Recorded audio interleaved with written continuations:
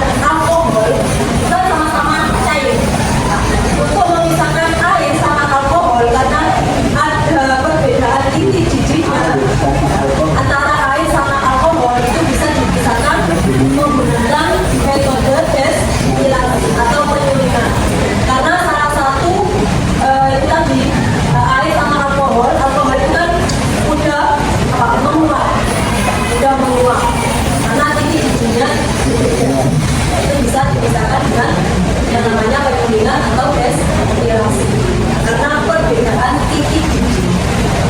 Oke, ini yang keempat, kira-kira contoh metode apa? Ya, sublimasi. Ini ada campuran campur bagus dan pasir. Nah, untuk memisahkan campuran campur bagus dan pasir, ini menggunakan metode sublimasi.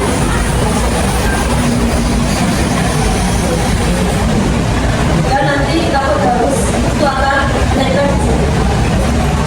Jadi sublimasi adalah metode pemisahan campuran untuk zat yang dapat berubah langsung dari padat menjadi gas saat dipanaskan. Contohnya adalah kapur halus dan dilepur. Jadi ketika kapur halus campur sama pasir itu dipanaskan, kan akan menguap. Kapur halusnya itu akan menguap atau menempel di atasnya dikasih es. Ini kira-kira metode berapa? Ya, magnetik. Pemisahan magnet digunakan untuk memisahkan zat yang memiliki sifat magnetik dari zat yang tidak memiliki sifat magnetik. Dalam metode ini, magnet akan menarik partikel logam tertentu seperti besi sehingga dapat dipisahkan dari campuran. Contohnya adalah memisahkan besi dari pasir. Jika mau memisahkan pasir campur besi, bisa menggunakan magnet. Namanya pemisahan magnet. Oke, itu tadi beberapa metode pemisahan campuran. Yang pertama tadi apa? Filtrasi atau penyaringan. Yang kedua, evaporasi. Yang ketiga, destilasi. Yang keempat, sublimasi. Dan yang kelima, magnetik. Untuk memisahkan memisahkan air sama alkohol menggunakan metode apa? Destilasi. Kalau mau memisahkan air sama pasir, ya, filtrasi atau penyaringan. Mau memisahkan kapur halus sama pasir, ya, sublimasi. Ini bisa dilihat dari sifat sifat fisik zatnya, ya, ukuran partikelnya, kemudian titik biji, kelarutan dan